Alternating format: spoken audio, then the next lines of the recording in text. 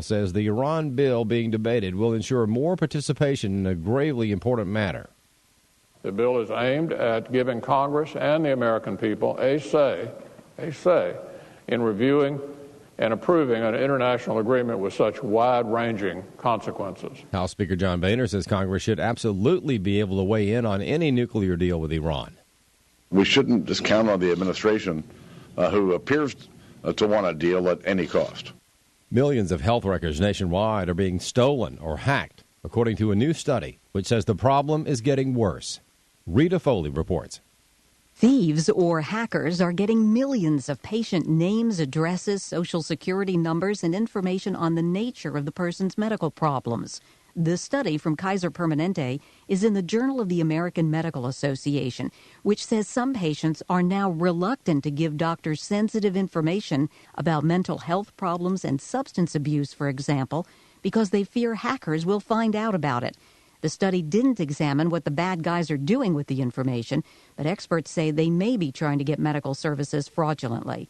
I'm Rita Foley. A new rule involving businesses and unions takes effect today. Chris Woodward has more. The rule from the National Labor Relations Board speeds up the time in which a union organizing vote is held. Labor groups like the AFL-CIO say the rule protects workers from big bad business, but groups like the National Retail Federation and Worker Center Watch call this an ambush elections rule, one that is meant to aid unions.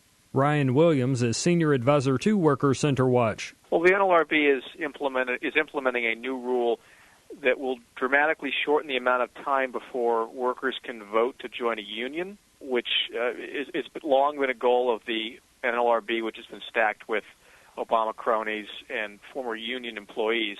This is an effort of the allies of big labor to try to increase their sagging membership. Congress approved a measure to block the NLRB rule from taking effect, but President Obama vetoed that measure. According to the president, the labor board's changes are common sense and modest. Ryan Williams believes the issue will end up going before the courts. I'm Chris Woodward. Religious persecution in Pakistan was the topic of a news conference this morning at the National Press Club in Washington. Bill Bumpus has details. The human rights organization International Christian Concern hosted the event to highlight the rising incidence of violence and discrimination against religious minorities in Pakistan. The news conference also addressed the abuse of Pakistan's so-called blasphemy laws, which ICC Advocacy Director Isaac Six says are consistently misapplied to suppress religious minority groups. Any attempt to change them is met with just fierce resistance by radicals and extremist groups. Any court hearing for any of these individuals that takes place, it's packed full with imams and mullahs who are demanding the death penalty. So it's gotten this place in the Pakistani culture and in society where it's this untouchable law. It's a long-term issue.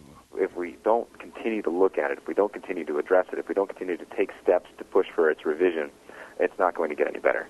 So we cannot stand silent. By doing so, we ignore what's happening, and more people will suffer because of it. Six says 4 Christians, including mother of 5, Asia Bibi, have been convicted of blasphemy despite little evidence and have been sentenced to death by hanging. I'm Bill Bumpus. Americans increased their spending on autos, furniture, clothing, and building materials in March, which caused overall retail sales to rise for the first time in 4 months. The Commerce Department says retail sales jumped 0.9% last month, after declining 0.5% in February. Warmer weather fueled a 2.7% increase in auto sales and a 2.1% boost in building materials. American Family News is available online at onenewsnow.com and on the One News Now mobile app. I'm Rusty Pugh.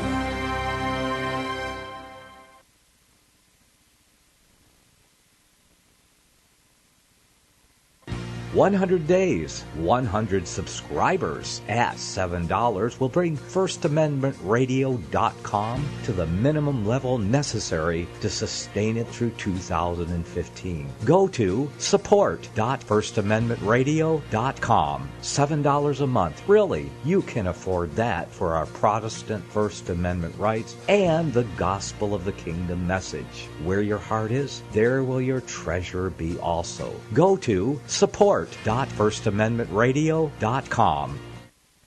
You're listening to FirstAmendmentRadio.com worldwide. Freedom is never free. We need your support today at FirstAmendmentRadio.com.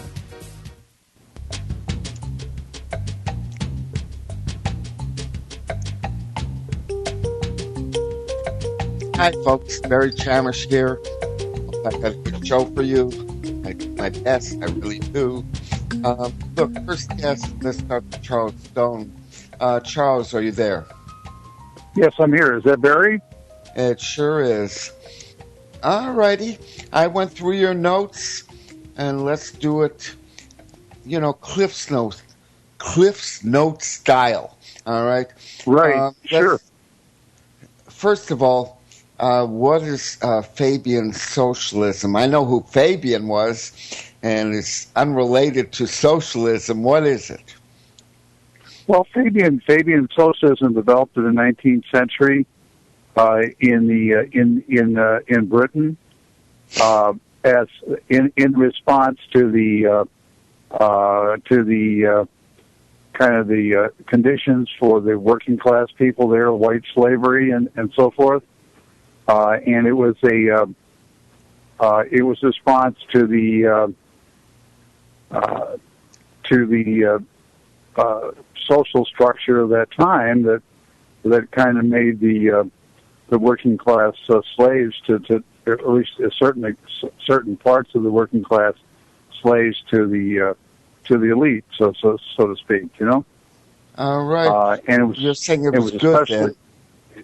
Go ahead. And it was there were many writers and famous people that were involved in the 1850s on and so forth, who helped develop Fabian socialism. It's part of the there are a number of institutions in the UK that are part of that movement. Of course, one of the most famous is the London School of Economics, which is hardly socialist. Well, that's highly capitalist.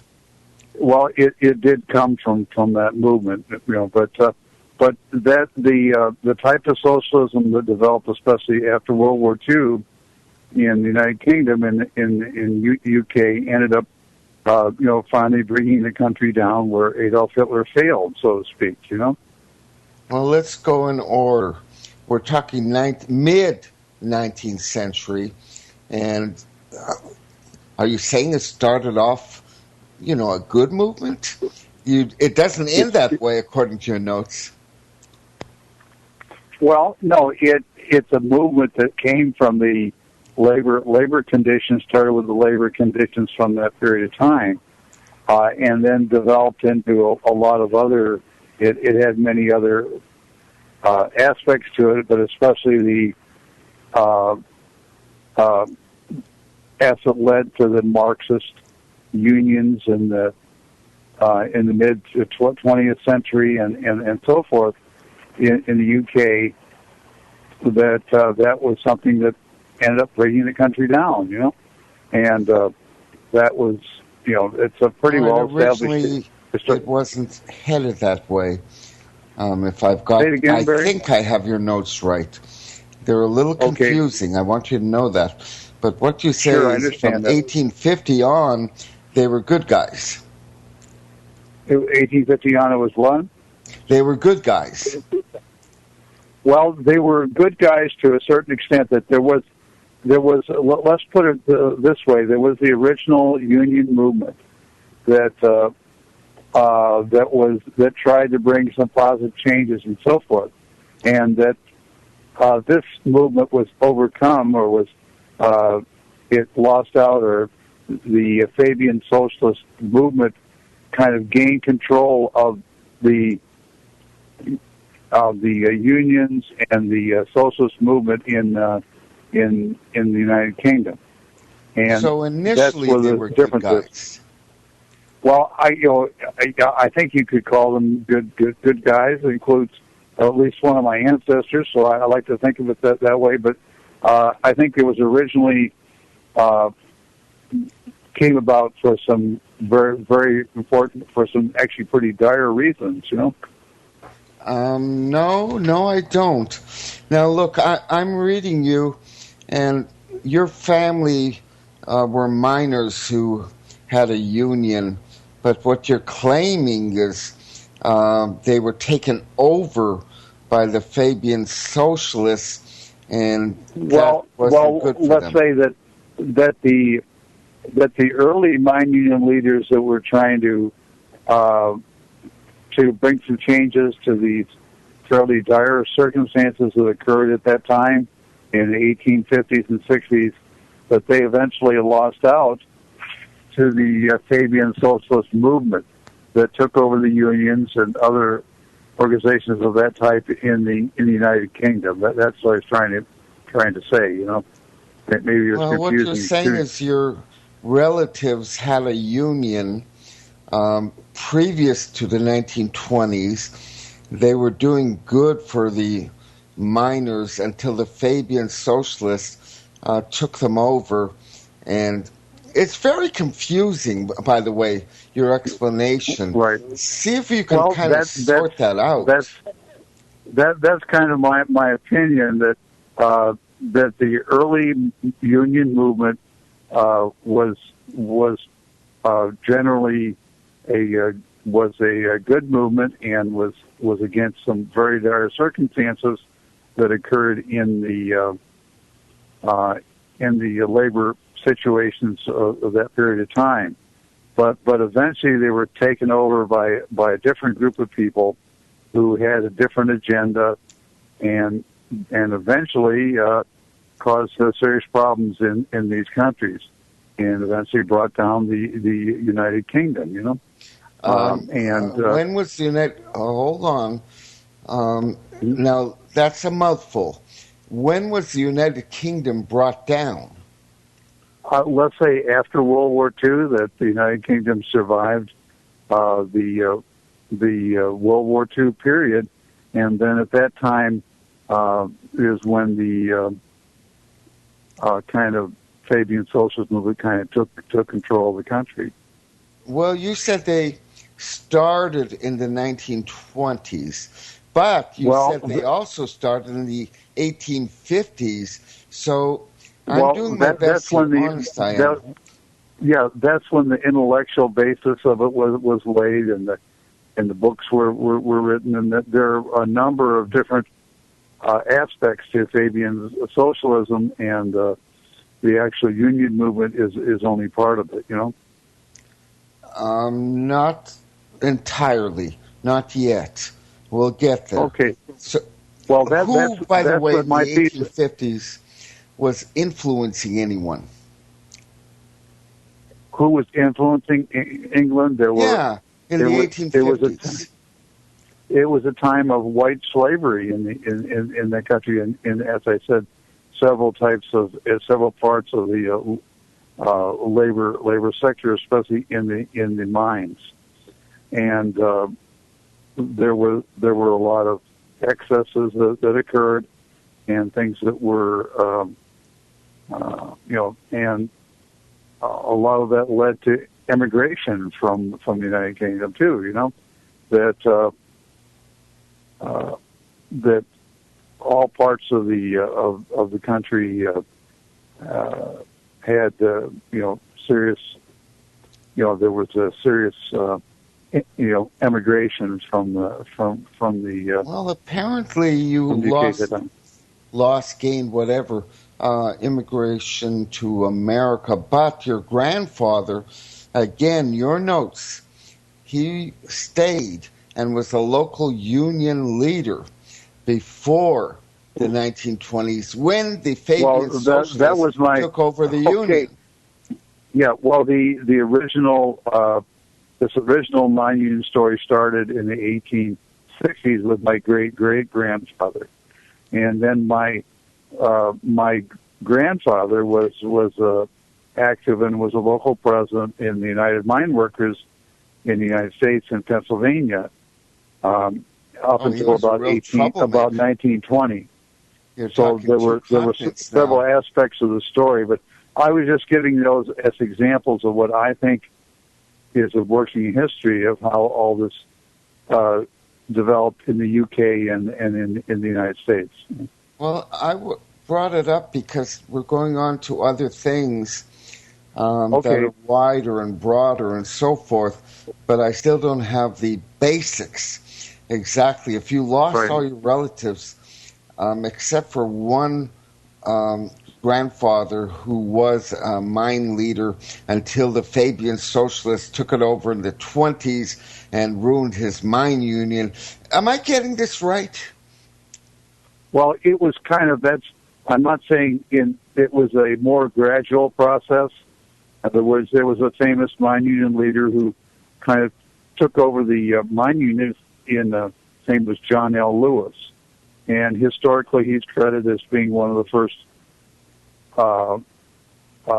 Fabian-oriented mine union leaders in the United States, All right, I'll go to the next. I leave that up in the air. I really am not altogether clear. Are they good or bad? We're talking about Fabian socialism. Is it good or bad? Well, it depends what your opinion is. Everybody has a different opinion. Fabian socialism, as we can get. Is it good or bad? Well, Fabian socialism brought a lot of problems, I think, to the UK, and many of these same problems are coming to the United States or have been established here, and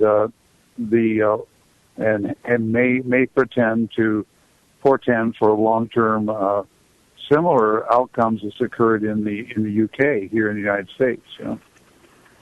You're saying Fabian socialism exists and is mucking up the United States?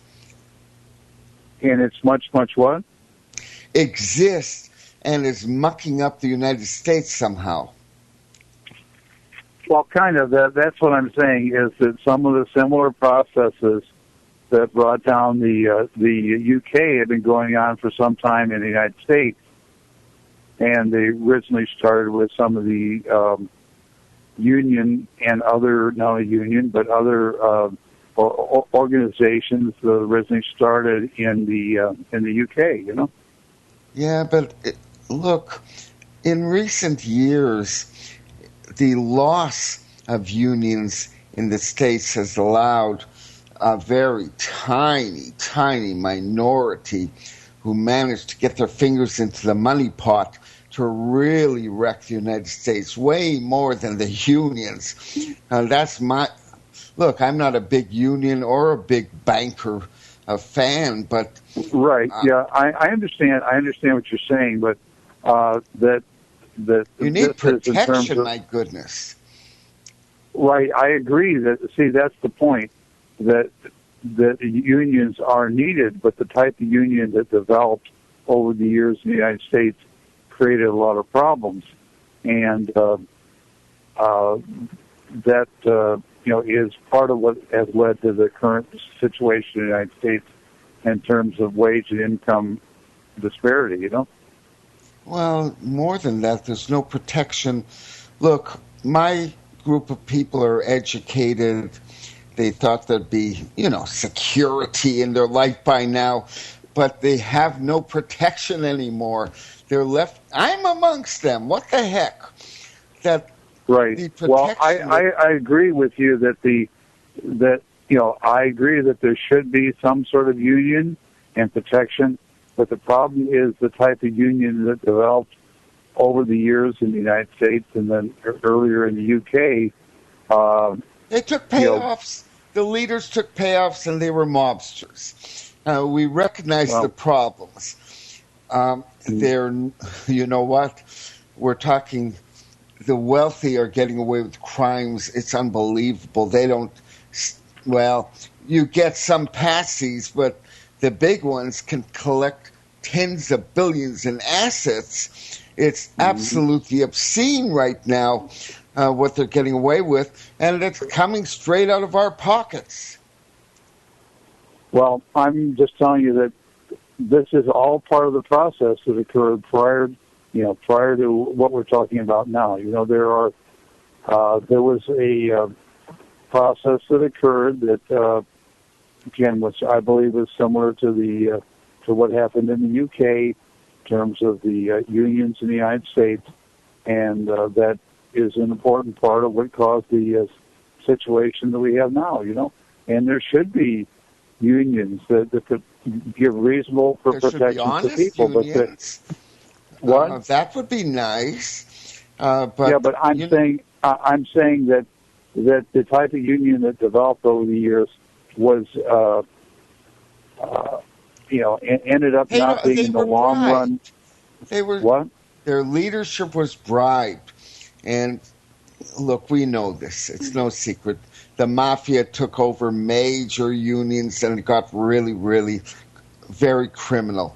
But look what's taken over the United States. I don't think it's a union problem right now. I think there's major grand larceny taking place in the United States, and there's nowhere to turn. Well, I'm sure. I agree with you that has occurred, but that before all this occurred, there were also major problems with the unions. That the unions were famous for their pension funds being looted and all sorts of things, and putting Jimmy Hoffa in a barrel and throwing him into the ocean, and there are stories, but again, Jimmy Hoffa never had billions of dollars. I mean, he was corrupt, but this is beyond amazing. Well, the union influence led to there's about $3 trillion went down the tube in the asbestos abatement scam, and the unions were behind that. Which scam? Asbestos abatement. Asbestos in schools and all that stuff. There's never been a case of a child developing asbestos-related disease in school. But again, it was all hyped up into something that ended up being about a $3 trillion scam. There's one example there. There are a lot of examples of what this type of unionism has caused in the country. And work rules that have made it uncompetitive in terms of international manufacturing. A whole lot of things. And then eventually money was taken from this country to invest in other countries, and it was taken in a way that was not totally above board. It was that money was recycled in various ways. Come up with something that goes into an iPhone or whatever, and you've got billions of bucks. And the problem is that should be spread around. And you've got a system right now that's... Sure. Well, I'm telling you that part of the problem is that the union movement was perverted in various ways over a substantial period of time and led to the failure of the union movement. And that's why, and that's one of the important factors in why we have the current labor and the disparity in incomes now, Well, all I can say is a lot of people who deserve security are going bananas because they have none. And that's because the money went to a few people and they have no security. These are friends of mine who are well educated. Well, there are a lot of ways in which money has been funneled into the pockets of a few people. There are many ways in which large amounts of money have been scammed from the U.S. economy, and the unions are responsible for some of it, and that there were a lot of other ways in which money's been looted from this country, and it'd be difficult to go into all of those, and I don't really right now have all the details. No, we're doing it generally. And by the way, you brought from Fabian socialism, you broaden your argument, and we're going to head there. I do it logically. Right. We have to start with that. Look, I'm going to go to the next, topic. And okay. Well, it's yours again. I'm not doing any of this by my own. You said that Shabtai Tzvi and labor Zionism are similar to Fabian's socialism. They're origin both. No, I don't. One was the 1850s, one was 1666. They were 200 years apart. What was the origin? What was in common with them? Well, I think that labor Zionism led to the forming of a state that it was involved, that was, at least at its start, was very socialist in nature in terms of Israel. It changed over the years, but I think there are some basic similarities between the two, and that's what I wanted you to add your input, that you do know the history and how that whole movement developed. I won't dive into it, but there were 200 years. If you say there's some... Say it again, I couldn't quite understand. If there's some connection between Shabtai Tzvi and Sabbateanism and Fabian socialism, I don't know what it is. You seem to think I'm just saying that these were... It seemed to me that there were similarities. Maybe I'm wrong. Tell me about how I'm wrong about it. Well, there were 200 years they didn't even know each other. That would be my guess. Mm-hmm. Well, you know how that Zionist socialism contributed to the founding of Israel and what Israel's all about. And no, that's way more complicated. That's Sabbateanism than Frankism, and that led to Frankfurt, Germany, and there is a history, but it really did not involve, as far as I know, any sort of socialism as such, although you could argue that Marx was a stooge for the Sabbateans. I mean, you could do that, but it's still a tough argument. Well, yeah, I think, maybe I should have said for you to comment on those similarities, because I'm not very, very, very familiar with. All right, let's go on. Where you head? I'm going to dismiss. Look, there, in fact, maybe, if you wanted to, find a connection. That Sabbateanism led to Frankism, and of course Jacob Frank was the Messiah of the 18th century, and he was working with Mayer, I'm sure, Rothschild and Adam Weishaupt in Frankfurt, Germany, and they really cooked together a plot that ultimately probably led to Fabian socialism. But boy, that's not a simple argument. Well, no, it's not a simple. I was just making some similarities in how, and maybe I should have just said for you to give your input about how if I were the Zionist socialism developed. If I was a young man and I had a thesis, and my thesis was Shabtai Tzvi and Fabian socialism, I'll bet you I could make a really good case for it. But off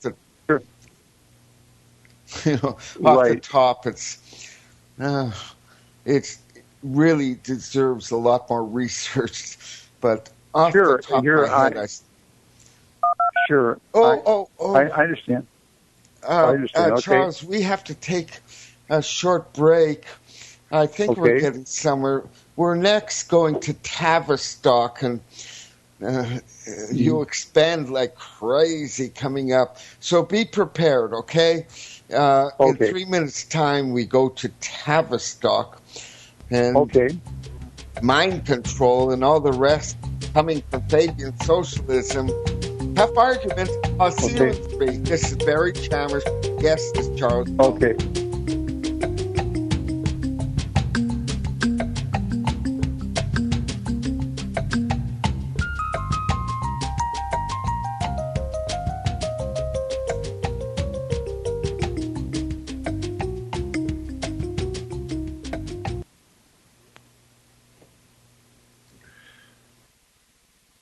I pledge allegiance to the King of Kings and to his kingdom come on earth as it is in heaven. One holy nation, under our Heavenly Father, grace, mercy, justice for all. Ladies and gentlemen, the President of the United States in 1963.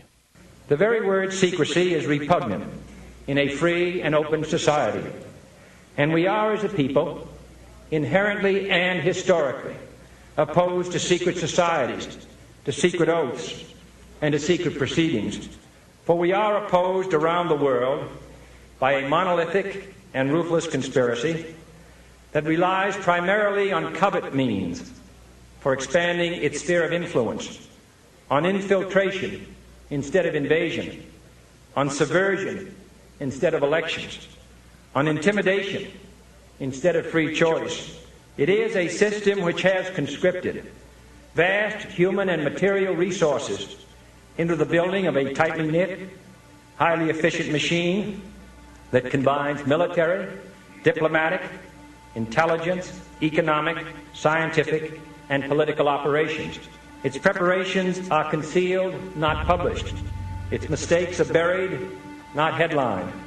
Its dissenters are silenced, not praised.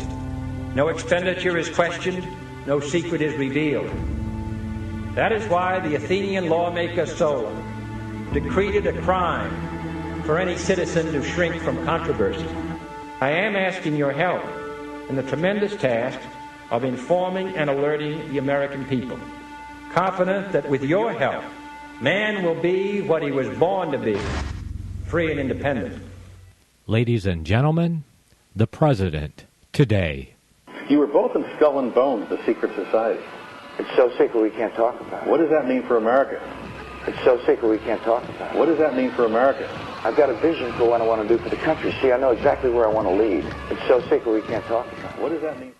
Gold and silver is tremendously undervalued. Global demand vastly exceeds mine supply by more than 60% annually. There is little in the financial world more certain than a coming explosion in the prices of gold and silver. The U.S. dollar continues to lose value and respect as the world's reserve currency. Our nation faces challenges on many fronts, and a day doesn't pass without another economist bringing forth warnings of impending economic calamity. There has never been a better time than right now to acquire physical gold and silver. Discount Gold and Silver Trading was founded on the principles of truth and honesty. We believe in providing a quality product, quality service, and most importantly, competitive pricing. We provide all forms of precious metals, including American gold, silver, platinum, and rare investment and circulated coins. Silver bars, rounds, and 90% silver bags are on hand for the silver investor. Gold self-directed IRAs are available. Call Discount Gold and Silver Trading at 1-800-375-4188. Toll free, that's 1-800-375-4188. Hey folks, it's Barry Chamish. I think you'd like my book, Shabbat v. Labor Zionism and the Holocaust. You get that in all my books at lulu.com. That's www.lulu.com. There's a search box right in my name, Chamish, C-H-A-M-I-S-H. That'll take you to my books. David Salmon is keeping up my website. That is www.barrychamish.com. Charles, how do people get a hold of you? Okay. How can people reach me? Yeah.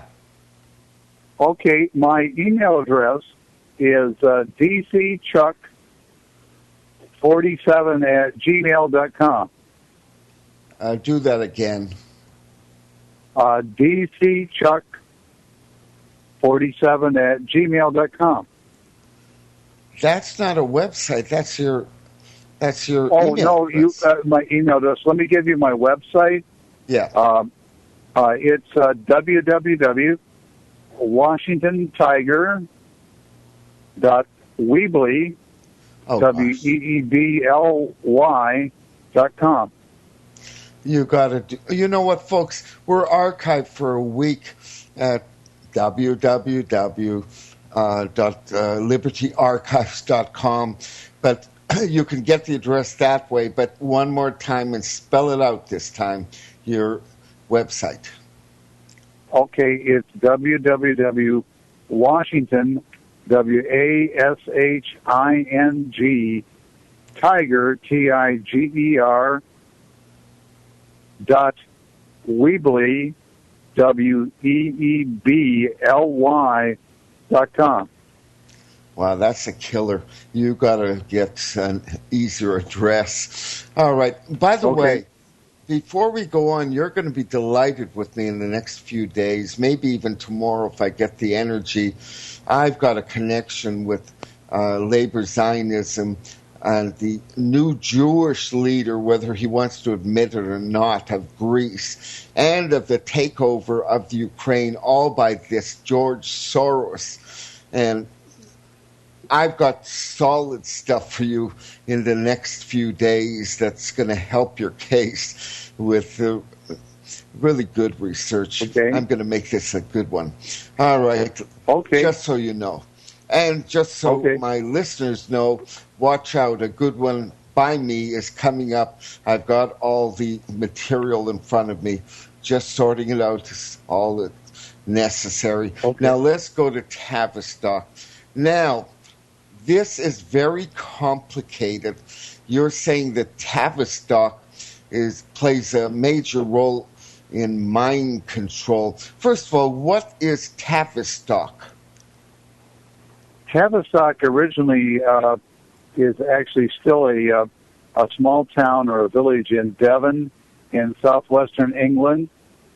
And back at the turn of the century, the British Army had a PSYOPs training center there in Tavistock. At the turn that's where the name came from. The 20th century, not the turn of this century. Say it again.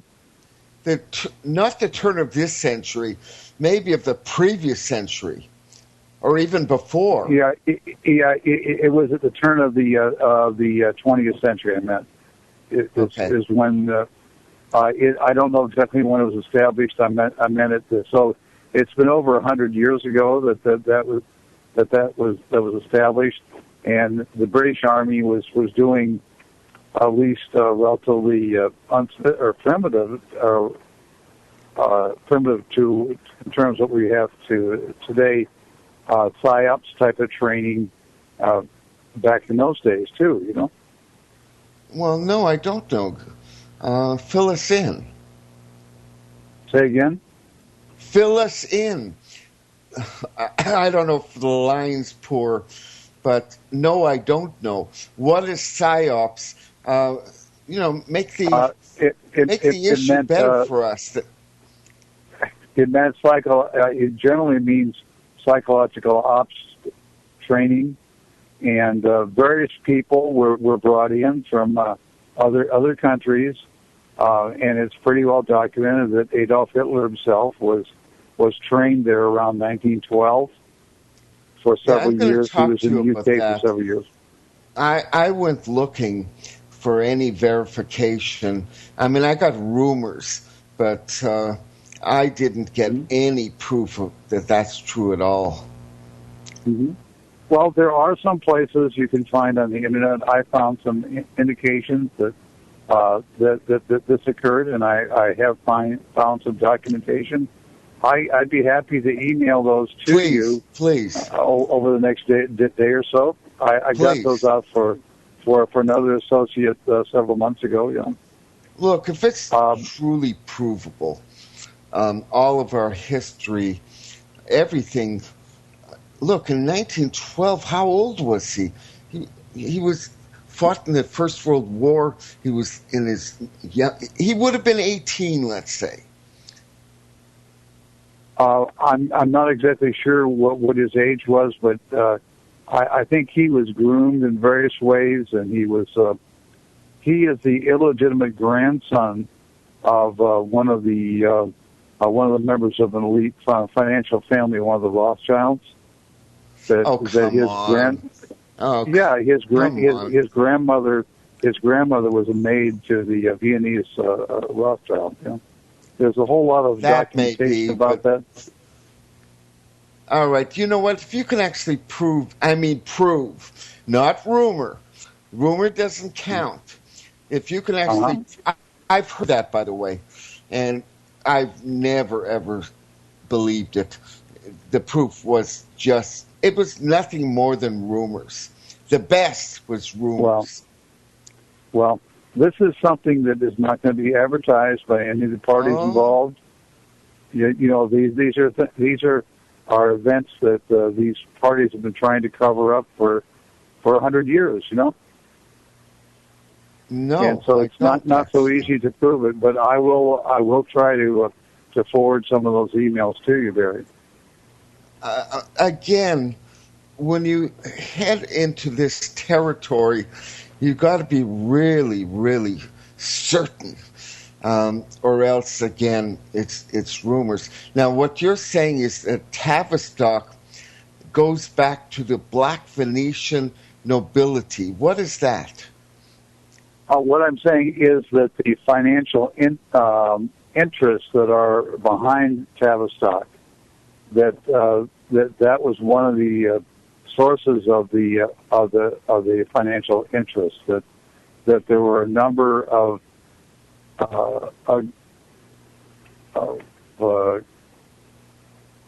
let's say financial groups that came together in the UK. And what's Black over the Venetian centuries, nobility? I don't even understand why someone from Venice should be black, let alone noble. Well, it didn't mean black racially. Their skin was black. It meant that they were regarded as being kind of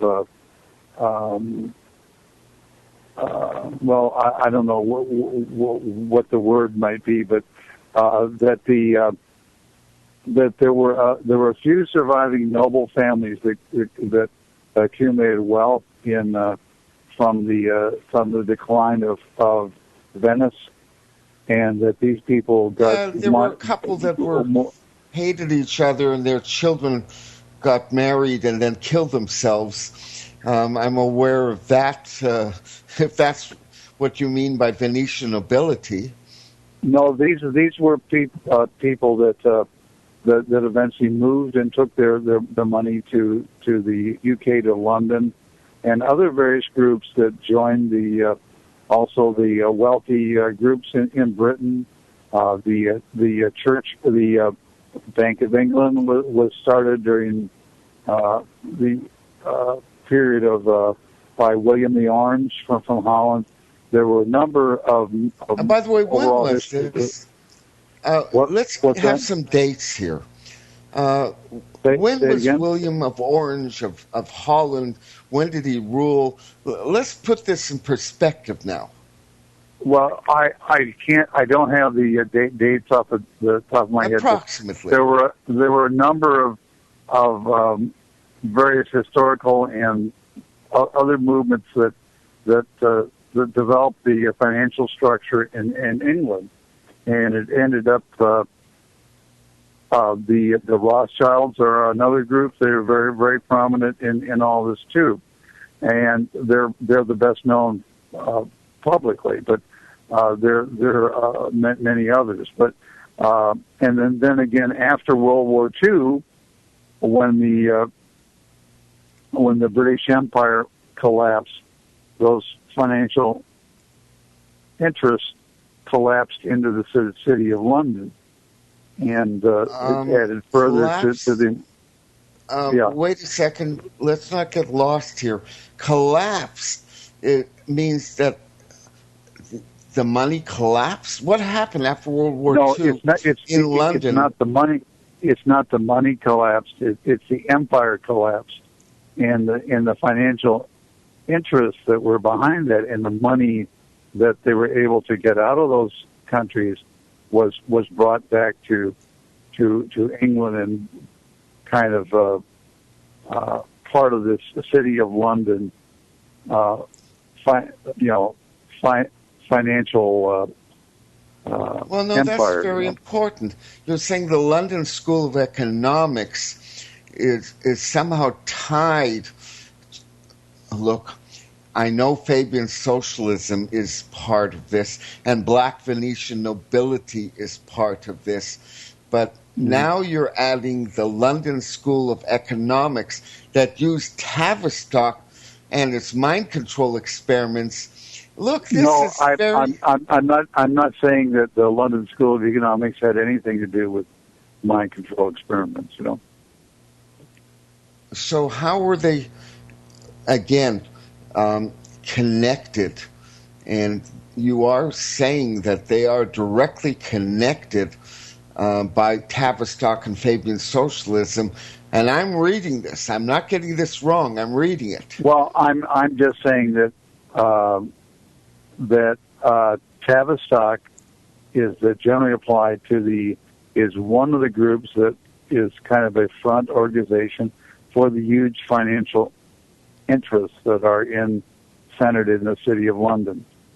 And these interests go back to the old-time British money and include the money that was extracted from Venice and various parts of the world, and it became a huge financial conglomerate, or whatever word you want to use.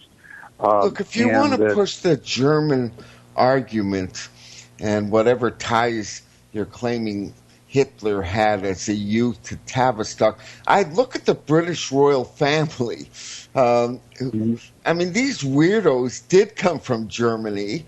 They changed their name a bit, but they are German. And, you know, they knock people off like... they knocked off Diana. And it doesn't matter. The fact is, you want German interests, there you've got them. Mm-hmm. Well, it's their origin of the British royal family. It was several hundred years ago in Germany. Not this branch. Not this branch. You're thinking like George III and the weirdos who fought America. They didn't come from Germany. This is different. They came in the 20th century, early 20th century. I don't know the exact history, but they are German. Well, I believe that the main part of the British royal family is much older than that. Was not that recent. But there is Victoria. All right, we won't dive into it, but I agree with you that there are ties to British money and power between London and Bonn or Berlin. They are very real. Do you have this written up on your website, you know, in some fashion that we can follow the logic? Mm-hmm. Do you? Well, I don't have this. I have it in parts of it in separate stories and videos on the website. I have left the British royal family out of this for various reasons. When I've been concentrating on the Tavistock part of the story, you know. It was all around the same time, post-Victoria. Well, without diving into that, but the early 20th century, Britain and Germany were at each other's throats nonstop. All right, we won't dive into it. All right, let's go backwards.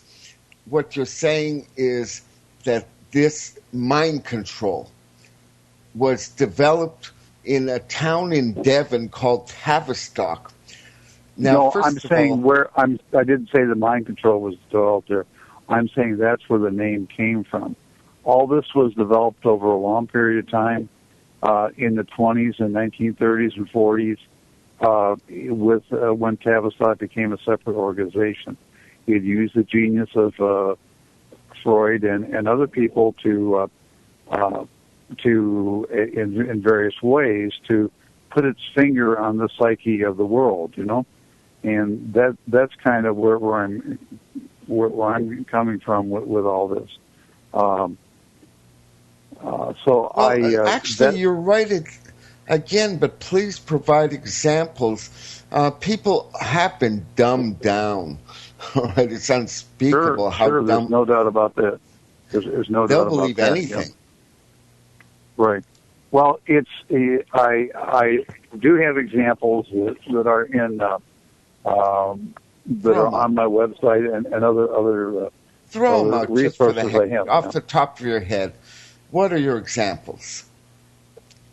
The example of which one are you talking about? Of mind control developed by Freud and others being foisted on the world. Well, it's been a gradual process that maybe started in the 20s and then became very serious in the 1930s. Actually, Sigmund Freud himself was the director of Tavistock in 1937. Was he? Say it again? I'm going to say that again. Was he? That's very significant. You're saying the director of Tavistock was Freud himself? For a short period of time, yeah. And his daughter, Anna, was the director for decades afterwards, yeah. You know, you're getting more these are facts that you were prepared to gloss over. These are very well documented facts, yeah. All right, that's very significant. So, in short, the new science of psychoanalysis was being used on a worldwide scale. Now, look, give your two examples, then I will interject the one you sent me. Go to it. Okay. Do you want me to provide an example of what exactly? I'm a little confused here now. Of the world being taken in by the trickery of Tavistock. Mind control. Well, psyops. It was the NK. There are many examples during the 30s and 40s of all this. That actually there was a book that was used as the basis for the famous propaganda ministry in Germany. Was a book that was written by a close relative of Sigmund Freud, actually his nephew on both sides of his family. And this gentleman was actually moved to the United States and became the founder of PR in the United States too. And his name is Eddie Bernays. And he wrote a book, several books, and one of these was used as a model for the Nazi propaganda during the World War II era that there were actually articles about in the 1930s. There's one example that involved a close relative. What? Was he, a model, or was he just a researcher? Who is this? Eddie We're talking about the man who wrote the article on Germany during the 30s. No, there were articles that confirmed all this during the 1930s, but that there's, that the famous propaganda minister in Nazi Germany was based his work on a book by Eddie Bernays. That's fairly well documented, No, that's good. So Goebbels got started with one book. Well, more than that, but that was one of his guides. I'm sure there was a lot more complicated. No, I've always wondered how the Germans could be forced through. Oh gosh, they were turned into something inhuman beyond belief, and they were capable of it. I'm wondering if other peoples can be twisted and turned into monsters like Germans.